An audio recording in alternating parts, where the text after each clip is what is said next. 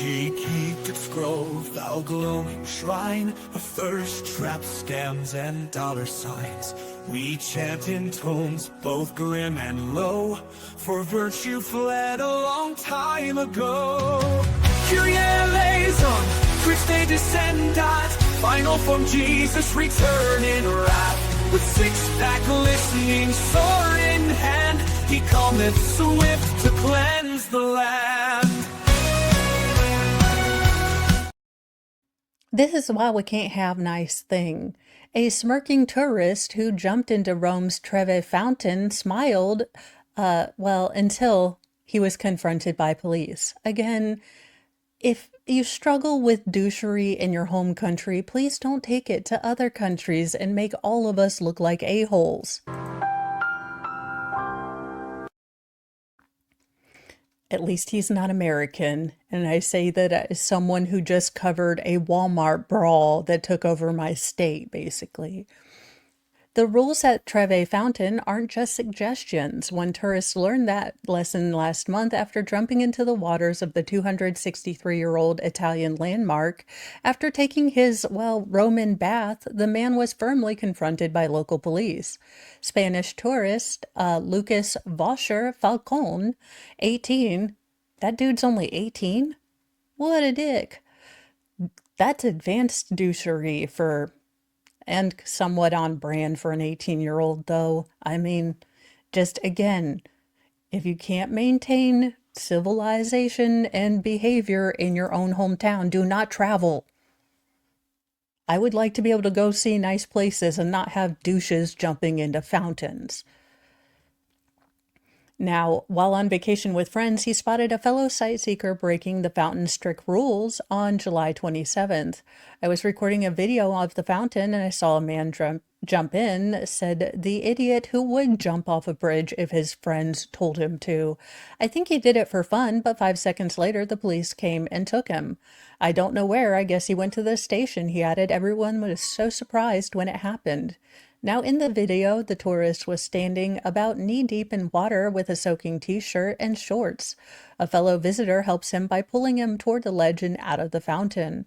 The swimmer has a big grin on his face, but a moment later, a second clip shows the man about to leave the site when uniformed police stop his exit.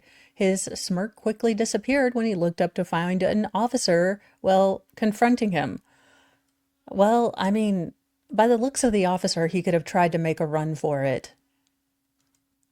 The Roman Capitol Police did not immediately respond to people's request for a comment about the incident. Now, last year, Associated Press reported that the Trevi Fountain sees between 10,000 and 12,000 tourists a day in summer. Now, according to legend, tossing a coin from someone's right hand over their left shoulder into the monument means the thrower is destined to return to Rome. Interesting. The July incident is not the first time that risk-taking visitors have jumped into the fountain. Earlier this year, a drunk tourist was banned for life and fined after they went for a swim. Again, most local hotels have a swimming pool of their own. You don't need to go into fountains. On March 3rd, 3 tourists from New Zealand jumped into the landmark. According to CNN, the group was escorted out of the area by Rome Capitol Police, and a 30-year-old man broke free and returned to the water. A spokesperson for the department told the outlet that alcohol was definitely involved. The man received a lifetime ban and a €50 fine. So, again, don't be a dick out in public. I don't know who needs to tell you this. And, bless his heart. I mean, I'm glad he's feeling better, but that's a choice. A man is documenting tattoo removal after a divorce led him to cover 95% of his body in ink. I felt like a circus attraction. Well, sir, you kind of look like one too. I mean, no offense, but I think you kind of knew what you were doing when you got 900% of your body tattooed. I'm glad you're feeling better. Don't get me wrong. I am totally glad you're feeling better. But it's not like anyone forced you to get a tattoo. A man once known for having the most tattoos in Brazil is revealing his jaw-dropping transformation after having multiple surgeries to remove the ink. After getting his first tattoo at the age of 13, Leandro de Sousa from Bahia, or Baj. Look, don't speak Brazilian, which I know is Portuguese. So obrigado is the only thing I know, and I think that means thank you. That being said, that's the extent of my Portuguese. A city in the state of Rio Grande do Sul went on to cover 95% of his body in ink. His obsession with body modification led him to be officially crowned the most tattooed man in the nation at the Santa Rosa International Tattoo Expo in 2023, Brazilian news outlets G1 and O Globo reported. Now, the 36-year-old photographer once claimed his appearance made finding work difficult, and he had to live in a shelter for a while, per CNN Brazil. Now, since converting to evangelical Christianity about 2 years ago, Sousa fell out of love with his tattoos and has been documenting the painful removal process on Instagram. I didn't feel so good. It didn't suit me anymore, Sosa told El Globo of his decision to remove his tattoos. It was a world of excesses, which no longer did me any good. There came a time where I felt like a circus attraction. I mean, to be fair, if this man walks up and says, I'd like to edit your videos for you, you know, I might be a little confused, not going to lie. Now, on Thursday, August 28th, the former tattoo enthusiast shared a photo on Instagram of his face following his most recent tattoo removal procedure, alongside a snap of when he was covered with ink.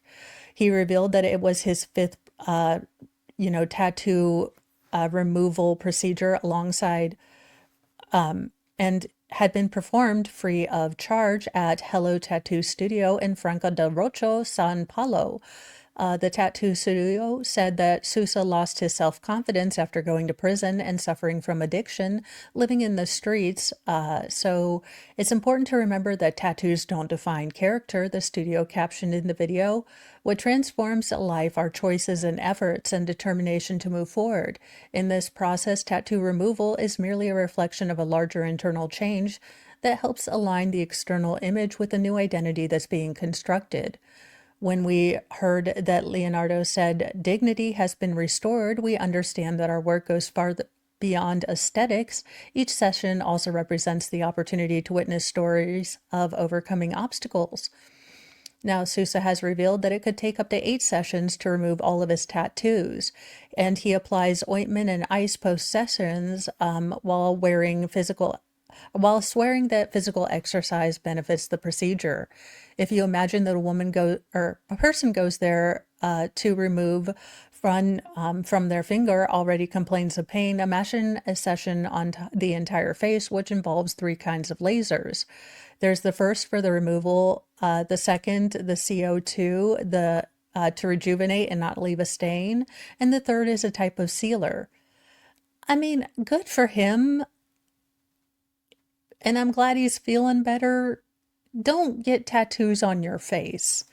Look, as your unlicensed, unbonded, and unreliable life guru, Mama Mo says, don't get a tattoo on your face. You will have regrets.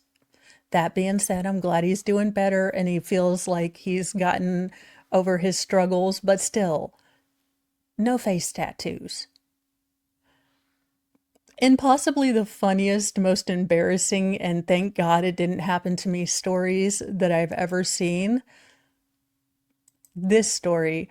A traveler was interrogated over a mysterious white powder found in her carry-on by airport security, but they are stunned to learn what it really is.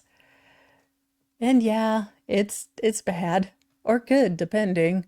I mean, this is why I'm going to be looking this up on the internet. It was a slippery situation. A New York woman says she was stopped by airport officials because her powdered lubricant was mistaken for something dangerous or illegal.